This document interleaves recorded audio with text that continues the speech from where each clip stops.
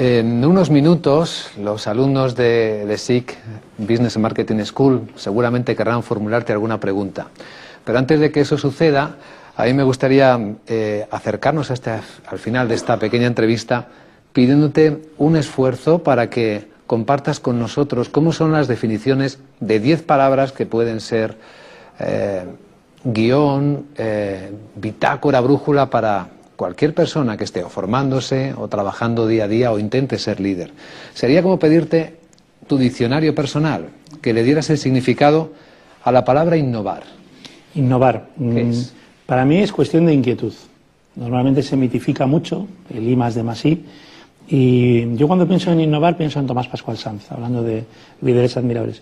Era un señor que no había podido estudiar, ni siquiera haber terminado la enseñanza primaria, que creó un imperio de la nada, el Grupo Leche Pascual, y que cuando iba a una feria en Alemania, en Inglaterra, en Argentina, en Estados Unidos, se traía todos los productos que podía para modificarlos y hacerlos a su manera. Por lo tanto, no era un innovador en el sentido de crear algo absolutamente esencial, nuevo, no conocido antes, sino pues aprender del Tetrabric para conservar la leche, yogures de larga duración, todo lo que se le ocurría a él, pues venía.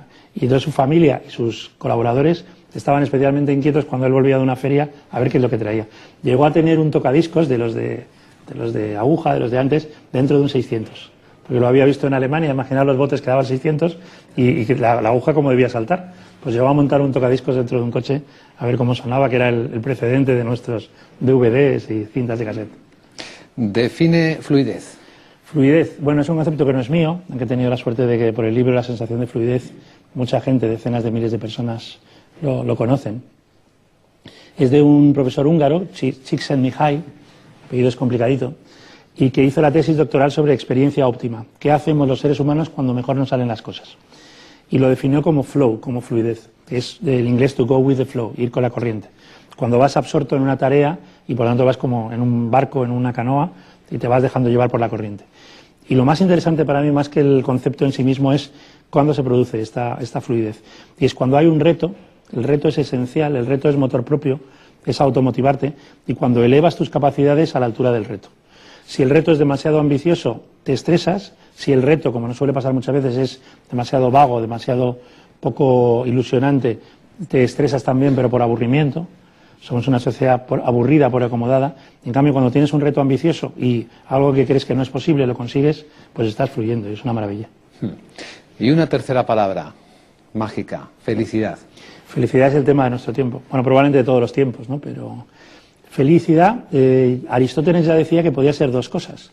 Podría ser lo que llamaba eudaimonia, que es el reto, es el motor propio, es atreverte a ir más allá de los límites, o lo que Aristóteles llamaba, y se ha llamado después en inglés fat cat, la felicidad del gato gordo. Los griegos, ya en aquella época y ahora, les gustan más los gatos que los perros, y hay un tipo de gato, a lo Garfield, un gordo, que no hace nada, que le das la comida fácil, come el pescado de por allí, y entonces, bueno, pues una felicidad muy comodona, que también está bien, pero que para mí sería un paréntesis en la felicidad del reto. Porque también es adictiva, la felicidad siempre es adictiva, y la felicidad del gato gordo al final pues no te lleva a gran cosa. Es un auténtico placer escuchar a Juan Carlos Cubeiro en acción. Bueno, enseguida, en un instante, los alumnos de SIG Business and Marketing School le harán sus preguntas.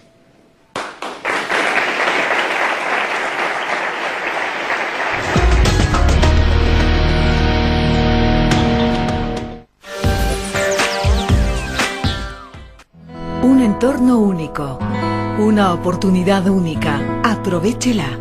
Descubra Aldeaduero. Invierta en el complejo turístico Aldeaduero.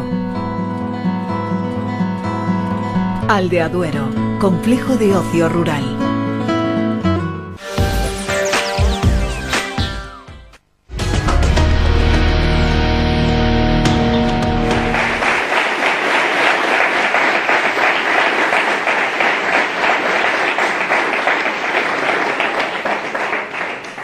Bien, hoy nuestro invitado de vuelta a clase es Juan Carlos Cubeiro, presidente de Eurotalent. Hemos estado escuchándole con mucha atención y los alumnos de SIG Business and Marketing School también. Y quieren formularte preguntas. Muy bien, ser benévolos conmigo. Has usado un montón de citas célebres de personajes históricos muy famosos, las cuales están todas muy bien, pero yo me preguntaba si ¿tú a lo largo de tu formación profesional has llegado a alguna frase que te dices a ti mismo para superar algún reto o alguna vivencia que has tenido complicada y tal? Muy buena pregunta. Hombre, no me suelo citar a mí mismo, pero hay personas que sí citan temas de mis libros, ¿no? De la sensación de fluidez o de algunos de los libros históricos, pero pensando así alguna que digamos que me repita a mí mismo, me suelo repetir la de la envidia que decía antes de Ortega y Gasset, que la envidia es una forma de elogio, básicamente para no darle demasiada importancia. Me suelo repetir la idea de reto, esta de fluidez, de flow, que tampoco es mía, es de Csikszentmihalyi. Y luego una que es oriental, pero que también a veces dan como mía, es esto de que cuando el alumno está preparado aparece el maestro. Por tanto, cuando hay algo que de verdad te interesa, aprendes del cine, aprendes de la literatura, aprendes de cualquier otra cosa, ¿no? Y también se suele citar como mía, pero no es mía, que los líderes sanos tienen 3 H's, que es humildad, humanidad y sentido del humor. Por lo tanto, cuando, por ejemplo, en coaching, ¿no? En desarrollo personalizado, yo veo una persona o que es demasiado seria, se toma demasiado en serio, demasiado rígidamente algo, o que falta el respeto a los demás aunque no se da cuenta, le falta humanidad, o que no es humilde en el sentido de no estar pies a tierra, que es de donde viene humus, de tierra en latín, pues de alguna manera sutil le hago recordar que la humildad, la humanidad y el sentido del humor son muy importantes. Muy bien. Gracias a ti. Muchas gracias. Adelante, por favor. ¿Tu nombre? Hola, buenos días, soy Jair Lozano. Y quería preguntarle, a la hora de emprender un negocio, ¿cree usted que lo importante es formarse primero o que se puede compaginar los estudios con un negocio propio? La mayor parte de las veces esperamos a tener estudios para formarnos y, sin embargo, el gran predictor de emprender es haber tenido familiares que han emprendido. Por tanto, cuanto antes mejor, si es posible. Lo que pasa es que hemos caído un poco en lo que cariñosamente llamo alguna vez el emprendedor chiquilicuatre. El chiquichico, ¿os acordáis? Una cosa histórica en la noche de los tiempos. Y es, primero, uno, el business plan. Solo el 11% de los emprendedores de verdad hacen un plan de negocio. Cosas distintas que tengas tu estrategia, pero al final la vida te sorprende, por arriba o por abajo. 2, la subvención. Lo más importante cuando eres emprendedor no es la subvención. La tercera no me acuerdo qué era, y la cuarta es la defunción. La mayor parte de las empresas mueren porque no persisten lo suficiente. Ya decía antes, la esperanza de vida de las compañías está en 4 años en España en estos momentos. Y el 95% no llega a 5 años. Por tanto, lo importante no es tener una idea genial. La tercera es la idea genial, exactamente. El business plan, la idea genial, la subvención, la defunción. Y entonces no es una cuestión de idea genial. Inditex no es una idea genial.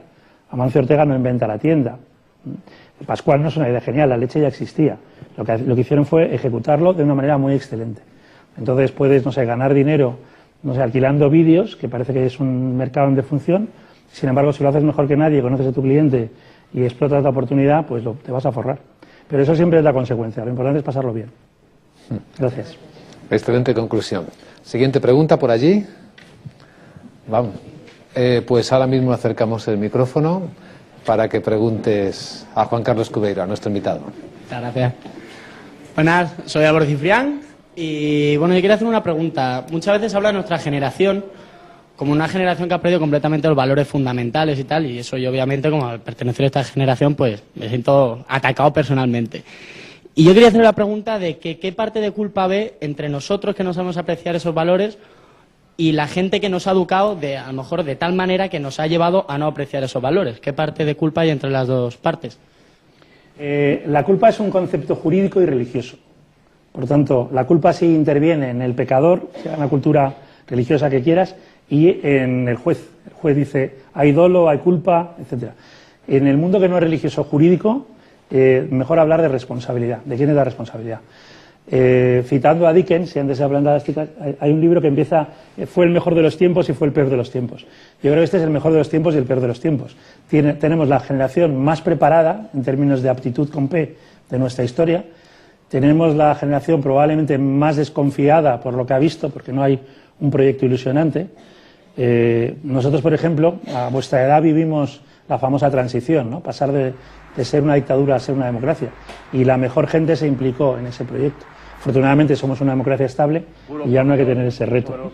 Entonces, yo de verdad no creo que la juventud sea más o menos responsable que antes. Hay muchas más oportunidades para serlo y hay gente que no las aprovecha verdaderamente. Pero ahí tenemos también una responsabilidad, quienes tenemos más edad y quienes tenemos cierta responsabilidad, ciertos cargos, cierta capacidad de ayudar a cambiar las cosas, de animar a la juventud a que dé lo mejor de sí misma. Lo bueno del ser humano es que es capaz de lo mejor y de lo peor, como antes comentaba. Y cualquiera de nosotros somos capaces de pertenecer a las SS, si se dan las circunstancias, aunque no lo creamos, o de cambiar el mundo, que es lo que todos deseamos. Pero de nosotros depende. La siguiente pregunta por ahí, por favor. Mi nombre es Caleb Castro Cabrera. Yo quería preguntar... ¿Tu nombre es, perdona? Caleb Castro Cabrera. Y quería preguntar que ahora que en la empresa existe mucha incertidumbre en el mercado y mucha gente no sabe cómo reaccionar. Entonces se han creado muchos depredadores. Hay mucho del efecto sálvese quien pueda, por decirlo así. Entonces, y eso repercute en la sociedad negativamente. ¿Hasta qué punto es nuestra responsabilidad? ¿Buscar más la integridad personal o global? Gracias, Caleb. Yo creo que es una responsabilidad de todos, absolutamente de todos. De denunciar a aquel que es depredador, incluso aquel que utiliza un discurso cobarde, en el sentido de, por ejemplo, cuando se dice, es que esta empresa no es una democracia, por lo tanto tienes que tragar. Las empresas no son ni democracias ni dictaduras. Deberían ser meritocracias, organizaciones de mérito. Por lo tanto, no puede servir como excusa que no sea una democracia, porque no se votan los temas, para que te comportes como un tirano. Eso no debería ser. Eso hay que denunciarlo y hay que contarlo.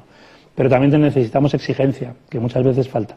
Entonces, depende de todos. Primero, como clientes, como votantes, como ciudadanos, tomamos muchísimas decisiones. Como profesionales, deberíamos elegir cada vez más con quién queremos trabajar. Y en las aulas, volviendo al aula, yo por lo menos animo cada vez más a que si no te gusta el jefe que tienes y no hay posibilidad de un entente cordial, pues rápidamente buscar otra oportunidad, ¿no? Como hacía Leonardo da Vinci. Y no acomodarte, porque es muy triste haber vivido una vida y luego decir, pues mira, podía haber hecho algo con lo que disfrutara, ¿no? Entonces es responsabilidad de todos ganar en confianza sobre uno mismo y ayudar a los demás a que encuentren su mejor yo. Muy bonita esa respuesta. Muchas gracias. Gracias. Una nueva pregunta. Sí, bueno, mi nombre es Félix Rivera y yo le quería preguntar que, viendo el panorama económico actual y el constante crecimiento de la tasa de desempleo, ¿qué consejo nos daría usted a nosotros para que realmente creyéramos en nuestro plan de negocio? O por lo menos que cuando acabemos los estudios tengamos ilusión, viendo que a día de hoy hay poca gente que yo creo que conserva la ilusión en sus negocios y sobre todo la gente emprendedora. Muchas gracias. Primero, tener un plan de negocio personal, porque muchas veces podemos tener un plan de negocio de empresa pensando que tenemos una idea y es un plan de negocio personal. Y el plan de negocio personal debe incluir conocerte bastante bien a ti mismo, en el sentido de qué es lo que disfrutas, con lo que puedes aportar y dónde está tu talento. El talento, nosotros lo definimos en Eurotalent como poner en valor lo que una persona sabe, quiere y puede hacer. Por lo tanto, condición necesaria, saber, querer y poder. Condición suficiente, ponerla en valor. Es lo que también llamamos la humilde visibilidad. Humilde, modesta, esto es un juego. Ahora, visibilidad. Woody Allen decía y dice que el 80% del éxito es mostrarse. Si tú no te muestras, si tú no haces un esfuerzo por contar a los demás en que eres diferente, no te estás poniendo en valor y por lo tanto no tienes talento. Nadie va a venir a buscarte si tú no se lo cuentas. Eso es la idea de poner en valor. Y luego, en nuestra sociedad, en concreto los latinos o los grecolatinos, porque esto también los griegos, somos de relaciones. Entonces, una de las cosas que yo suelo decir a la gente joven es que si conoce a alguien que le puede interesar, que rápidamente vaya, en mejor sentido, a venderse. Porque aquellos que, pues vienes tú, por ejemplo, ya me has conocido en este programa, haces algo diferencial y si yo se lo puedo contar a una empresa que es cliente o a un amigo que tiene la capacidad de seleccionar talento, yo voy a quedar bien. Por lo tanto, a mí me encanta que alguien se me acerque, me cuente en qué es diferente y pueda contárselo a un tercero para que aproveche esa oportunidad, esa capacidad de compromiso. Porque incluso en momentos difíciles como los actuales, el talento es muy escaso. Y lo que cuentan las compañías es que quieren ver a alguien diferencial, alguien con lo que los americanos llaman shining eyes, con ojos brillantes. Si a ti te gustan las energías renovables, pues hay varias compañías que lo que quieren es a un talento joven que disfrute con las energías renovables. Y si tú vales para eso y me lo cuentas, pues yo te puedo poner en contacto con varias empresas que son clientes y que son amigas. Y voy a quedar muy bien. Por tanto, esta idea de enchufe, el enchufe es el que no tiene talento, que se aprovecha de la situación, pero el que tiene talento, las relaciones son maravillosas.